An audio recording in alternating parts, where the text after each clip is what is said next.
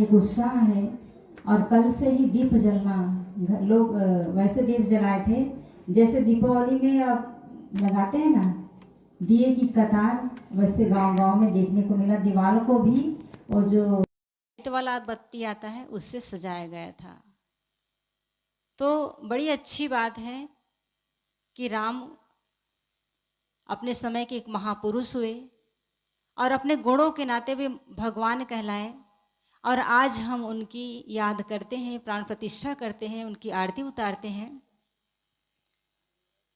मैं तो चाहूँगी कि उनका आदर्श हम सबके जीवन में उतरे। अभी तक गांव-गांव में रामायण की प्रतियोगिता होती थी, उनकी कथा सुनते थे।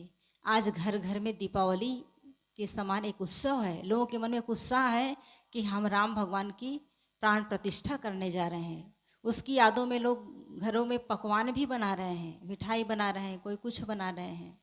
और अयोध्या नगरी की तो कहना ही क्या, करोड़ों की संपत्ति से वहाँ का जो मंदिर है सजा हुआ है और कई कई सौ कुंटल लड्डू बन रहा है।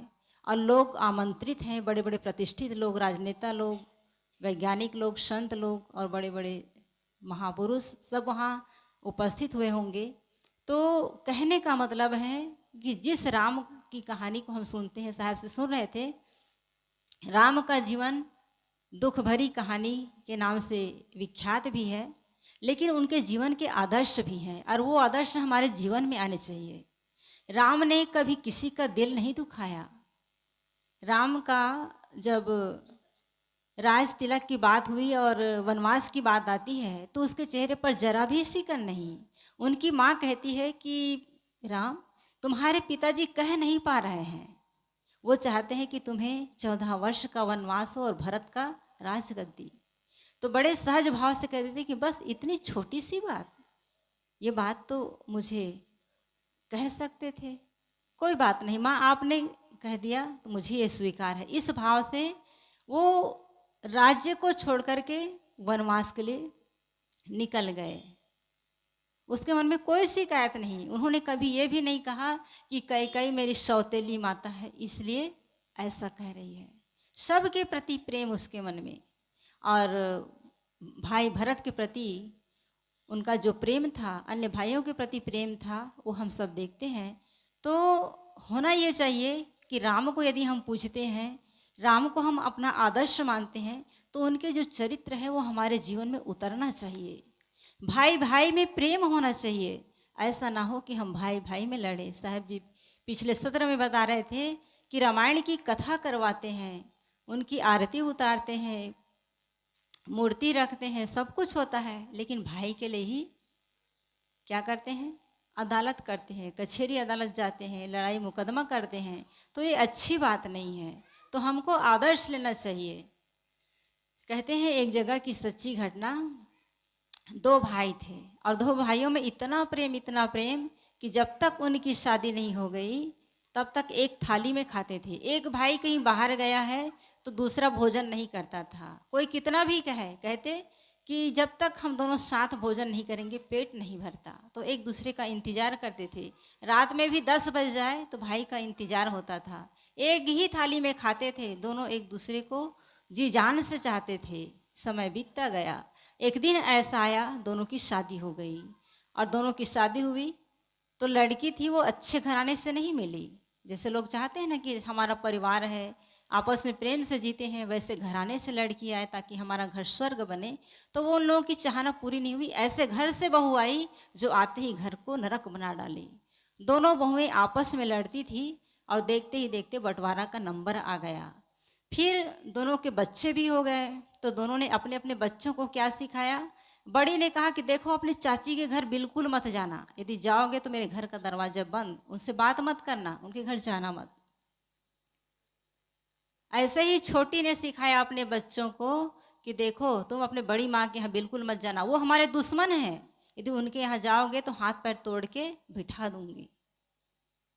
इधर दोनों में लड़ाइयाँ चलती रही। भाइयों में प्रेम था, दोनों आपस में बात करते थे, लेकिन कब? जब खेत के तरफ जाते थे, जब उनकी पत्नियां नहीं देखती थी तो खेत तरफ जाते थे, बात करते थे। और घर में उन दोनों के सामने बात नहीं कर पाते थे। लेकिन बच्चों के दिमाग में इतना कूड़ा कचरा डाल दिया, कहे कि वो हमारे दुश्मन है। उनकी चाची भी कहती है कि वो तुम्हारे दुश्मन है, बड़ी माँ भी कहने लगी वो तुम्हारे दुश्मन है, उनके घर जाना मत। समय बीतता गया। बड़े वाले भाई का 5 लड़का था और छोटे का 4 था, और ऐसा करते करते पूरा उनका जीवन ही बीत गया। और वो उनके जो बड़े भाई थे वो लगभग 90 साल के हो गए। एक सच्ची घटना है, कहानी नहीं है। तो 90 साल के हो गए और उस समय बीमार हुआ।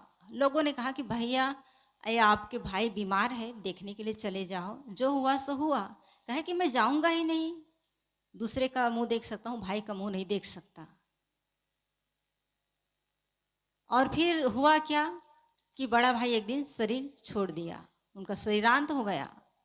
तब भी लोगों ने कहा कि भैया जीवन भर तुम लोग दुश्मनी निभाए तो निभाए, अब तो जाकर के उनकी मिट्टी में शामिल हो जाओ। कहे कि हम मिट्टी में भी शामिल नहीं होंगे, और सच में शामिल नहीं हुए। और फिर उसके मन में हुआ कि चलो अब यहाँ तक तो कह दिया नहीं शामिल होऊंगा, लेकिन चलो मैं उनकी जहाँ चिता जल रही है वहाँ जा कर के मैं लकड़ी दे करके आ जाता हूँ। तब वो घर से निकले ही थे कि उनके बेटों ने देख लिया। कहे कि पिताजी आप कहाँ जा रहे हो? उनके पिता ने कहा कि आपके बड़े पिता का शरीर छूट गया है, तो घर में तो नहीं गया लेकिन शमशान घाट पर तो जा सकता हूँ, वहीं जा रहा हूँ। बच्चों ने कहा कि आप ऐसा बिल्कुल नहीं करेंगे। जीवन भर आप दोनों ने हम लोगों को मिलकर यही पाठ पढ़ाया कि वो तुम्हारे बड़े पिताजी हमारे दुश्मन है, उसे घर मत जाना, नहीं तो हाथ पैर तोड़ करके बिठा देंगे। और आज हम लोग को दुश्मन बना करके आप उसकी चिता पर जाएंगे, बिल्कुल नहीं जाना है। चारों बेटों ने हाथ पैर पकड़ कर एक कमरे में डाल दिया, और फिर जब तक उनका अंतिम कार्यक्रम नहीं हो गया ताला नहीं खोले। जब ताला खुला 5वें दिन तो वो निकला घर से बाहर।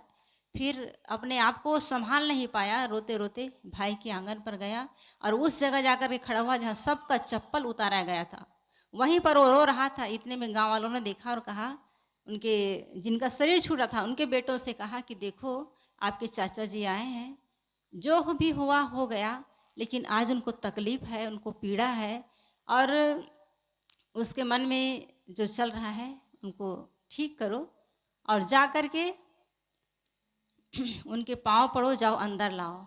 बेटों ने समझा और उन कहे कि चाचा जी अब आज के बाद आप ही हमारे पिता हैं। हमारे पिताजी तो नहीं रहे, हमें गलत संस्कार मिला और हम लोगों ने भी आपको दुश्मन मान रखा था, लेकिन आप हमारे पिता हैं, पिता के तुल्य हैं। अब हमारा कोई नहीं है, आप चलिए भीतर। फिर तो उनको गले लगाए, खूब रोए गाए, अंदर ले गए, भोजन कराए। फिर उन्होंने अपने बच्चों को बुलाया और कहा कि देखो अब ये आपके भाई हैं, हम लोगों की भूल हुई कि आप एक दूसरे को दुश्मन बताते रहे, लेकिन बेटा ये दुश्मन नहीं है, ये मेरे भाई का बेटा है, ये भी मेरा बेटा है, और ये आप सबके भाई हैं। तो ऐसी घटना घटती है और ये घटना राजस्थान की है।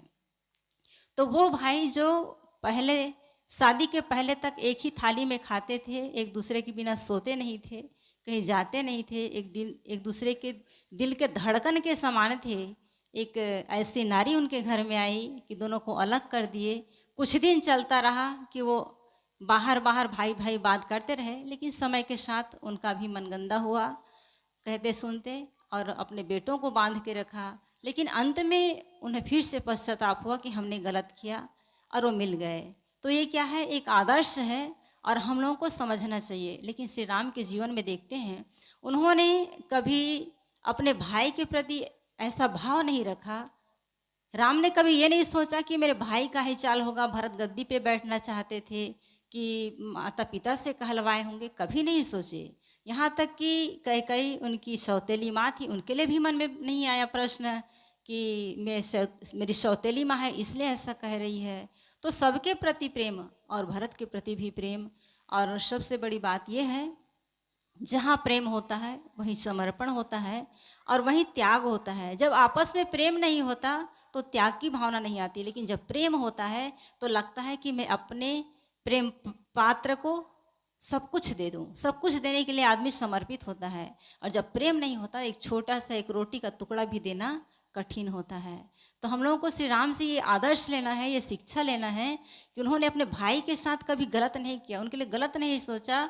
यहाँ तक कि माँ के कहने पर राज्य को ठुकरा करके जंगल की ओर चले गए। और इस सच्चाई तो यही है कि उन्होंने यदि राज्य को पाने के लिए यदि लड़ाई कर देते तो आज महान ना होते। उन्होंने राज्य को त्याग दिया बड़े सहज भाव से आज, और इसीलिए उनकी पूजा है। वन गए तो उनका जीवन बन गए। अनेक महापुरुषों से उनकी मुलाकातें हुई, ऋषियों संतों से उनका ज्ञान की चर्चा हुई, और वो सारी चीज़ें उनके जीवन को चमकाता गया। तो इसलिए हम सबको चाहिए कि जीवन में परिस्थितियाँ विपरीत मोड़ लेती है, लेकिन उस विपरीत मोड़ पर भी हमें दुखी नहीं होना चाहिए, बल्कि हमें क्या करना है, ध्यान होना चाहिए, अपनी मानवता का ध्यान रहना चाहिए कि हम लोगों के साथ क्या करते हैं। भगवान राम के जीवन में ये भी देखा गया कि आज जो हमारे बच्चे हैं, नौजवान हैं, कितने उत्साह से भगवान राम की प्राण प्रतिष्ठा के लिए उत्सुक हैं, जगह जगह आयोजन किए हुए हैं। लेकिन उनके जीवन का एक सबसे बड़ा आदर्श रहा कि उन्होंने अपनी पत्नी सीता के अलावा किसी और की तरफ वो ध्यान ही नहीं दिया। माँ सीता के अलावा किसी और स्त्री को गलत दृष्टि से देखा ही नहीं। यहाँ तक कि यज्ञ की बात आती है, जब माँ सीता राम के पास नहीं है, उनका हरण हो गया। हाँ, माँ सीता जब निकाल दी जाती है और यज्ञ की बात आती है तो कहते हैं कि यज्ञ में तो पत्नी का होना जरूरी है। तो उन्होंने कहा कि मैंने पहली रात जब सीता आई थी तो उन्हें वचन दिया था कि राजाओं की तो अनेक पत्नियां होती हैं, लेकिन मैं आपको वचन देता हूँ कि आपके सिवा और कोई दूसरी पत्नी नहीं होगी, और उस वचन को मुझे निभाना है। तो इसलिए सीता के ना होने के बाद भी उन्होंने सीता की मूर्ति को स्थापित किया और यज्ञ करवाया, लेकिन दूसरी शादी के लिए नहीं सोचा। तो नौजवानों से यही हमारी अपेक्षा होगी कि राम को यदि मानते हैं तो राम के आदर्शों को मानना होगा।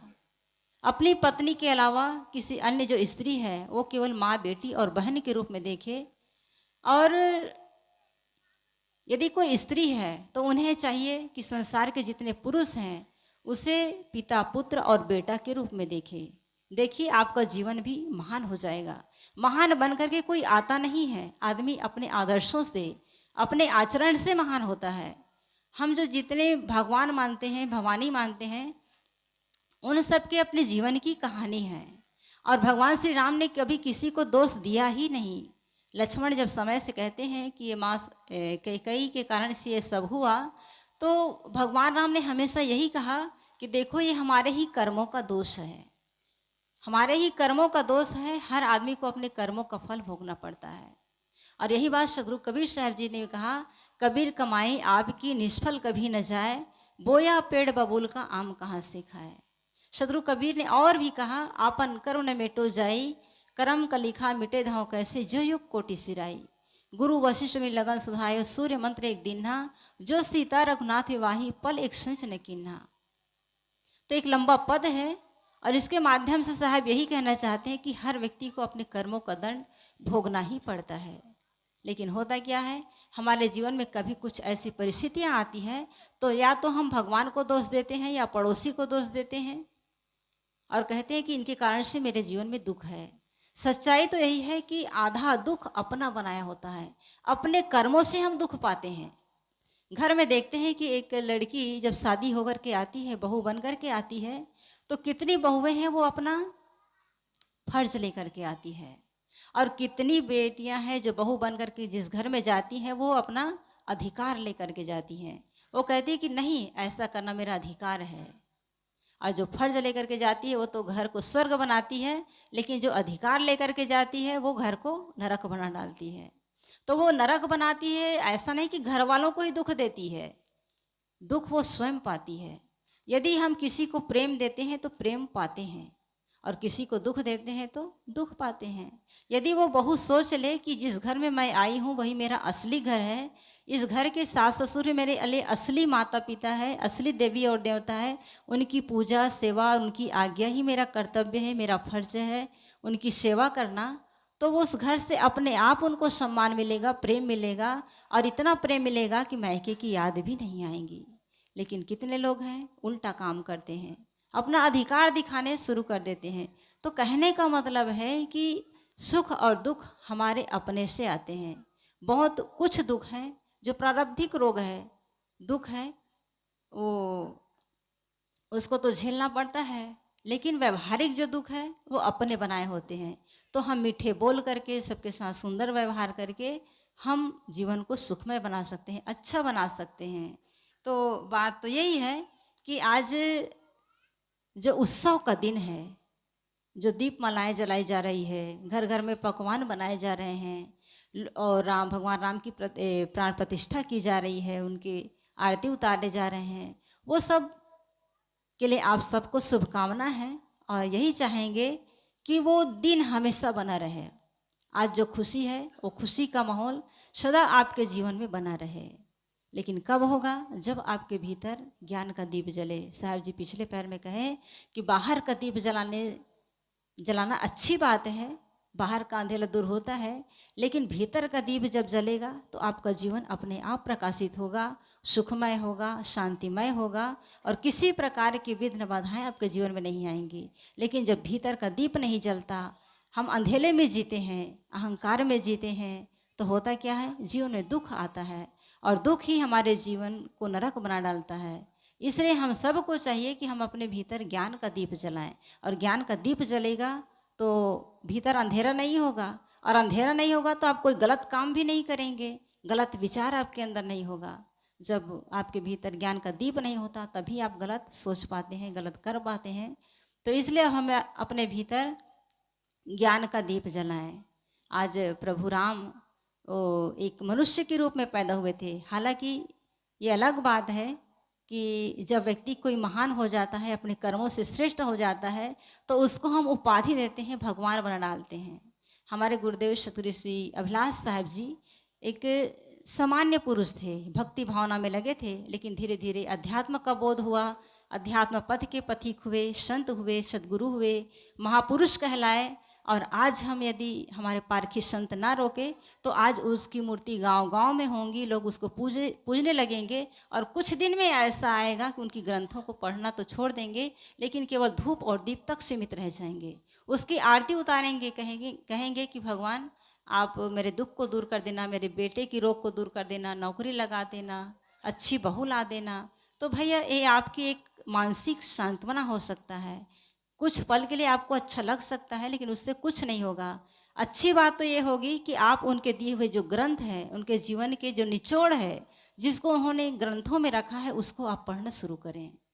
और अभी तक हम तो ये देखते आए अधिकतम कि जो अन्य देवी देवता के मानने वाले हैं, रामायण के मानने वाले हैं, तो वो लोग रोज़ नहा धो करके कुछ ध्यान करते हैं, पढ़ाई करते हैं। लेकिन हमारे जो कबीरपंथी भाई हैं, बहन हैं, उन लोगों का कहना है कि समय नहीं मिलता और इसीलिए आज कबीरपंथ पिछड़ रहा है। हम लोगों को दोष देते हैं कि साहब जी आप लोग आते नहीं हैं इसीलिए ऐसा हो रहा है। खैर हम लोगों का भी कुछ दोष हो सकता है, ये अलग बात है कि पहले संत जमात में आते थे, 8 दिन 15 दिन रुकते थे, ज्ञान की चर्चा होती थी, घर के अंदर ही होता था, लेकिन जिस घर में रुकते थे वहाँ के लोग पूरी तरह से बीजक पाठी होते थे और जड़ चेतन का बोध उनको होता था, भूत प्रेत का कोई भय नहीं होता था। लेकिन आना जाना लगभग बंद है। जब कभी प्रोग्राम बनता है तो आते हैं और नहीं आ पाते हैं। लेकिन आप लोगों को चाहिए कि हमारे संतों ने, हमारे महापुरुषों ने जो ज्ञान दिया है, जो निचोड़ अपने जीवन का जो निचोड़ है, सार है, जिसको ग्रंथ में रखा है, उस ग्रंथों को पढ़ें। क्योंकि कोई किसी के पास हर समय तो नहीं रह सकता, लेकिन ग्रंथ हमेशा हमेशा अपने मित्र होते हैं, अपने पास होते हैं, तो उनको अपने पास रखना चाहिए और नियम होना चाहिए कि हम रोज पढ़ेंगे। रोज उनको कम से कम 5 लाइन भी पढ़ना आप शुरू करेंगे तो पढ़ते पढ़ते कभी 10 लाइन, 15 लाइन और 1 पेज पढ़ जाएंगे। एक व्यक्ति जब बीमार होता है तो कभी उसके मन में होता है, डॉक्टर यदि कह दे कि आपको रोज चलना है 5 कदम 10 कदम, तो वो चलना शुरू करेगा। धीरे धीरे उनका मनोबल बढ़ता है और 5-10 कदम चलते चलते 20 कदम, 50 कदम, 100 कदम चल लेता है। उनको हिम्मत आ जाता है कि मैं चल सकता हूँ। ऐसे टाइप के इसी प्रकार से आदमी कोई भी काम की शुरुआत जब करता है तो कठिन लगता है। जैसे एक मोटा ग्रंथ को लेते हैं और लगता है कि हम इतने मोटे ग्रंथ को कैसे पढ़ पाएंगे, लेकिन आप शुरुआत तो कीजिए। एक एक पेज पढ़ते पढ़ते आप पूरे ग्रंथ को पढ़ जाएंगे और पता भी नहीं चलेगा। तो बात यह है कि हम भगवान को मानते चले जाते हैं, चाहे भगवान राम हो, भगवान कृष्ण हो, बुद्ध हो, महावीर हो, चाहे माँ दुर्गा हो, जिस भगवान को भी हम मानते हैं तो वो भगवान बन करके दुनिया में नहीं आए, उनके कर्मों ने उनको भगवान बनाया, आदर्श रूप बनाया। और आज हम उसको पूज रहे हैं तो केवल पूजने से फायदा नहीं होगा।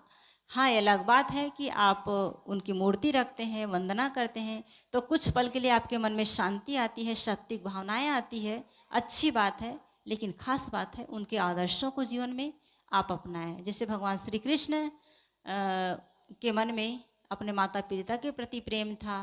उनका एक आदर्श है, जब वो गुरुकुल से विदा हो रहे थे तो उनके गुरु ने पूछा था कि बेटा, मैं तुम्हारे गुणों से प्रभावित हूँ और तुम्हें जो वरदान मांगना हो मांग लो। तो उन्होंने बस यही कहा था कि गुरुदेव, मुझे बस इतना ही वरदान दीजिए कि जब तक मेरा जीवन है मुझे अपने माँ के हाथों का भोजन मिलता रहे। ये कितना बड़ा आदर्श है, जब तक जीवन रहे मुझे माँ के हाथों का भोजन मिलता रहे।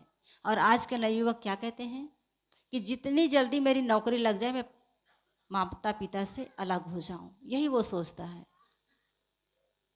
तो भगवान राम की बात हो चाहे जिस किसी की भी बात हो, हमारे महापुरुषों ने आदर्श दिया है। तो भगवान राम को लेकर मैं कह रही थी कि आज जो उत्साह, जो भाव आपके मन में है वो सदा बना रहे।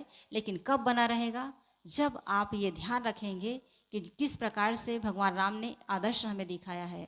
जैसे माता पिता का दिल नहीं दुखाना है, माता पिता के प्रति श्रद्धा का भाव होना है, और अपने भाई के लिए अपना त्याग दिखाना है, पत्नी के लिए एक पत्नी व्रत धर्म का पालन करना है। तब जाकर के आपका जीवन भी सुखमय और मंगलमय हो सकेगा।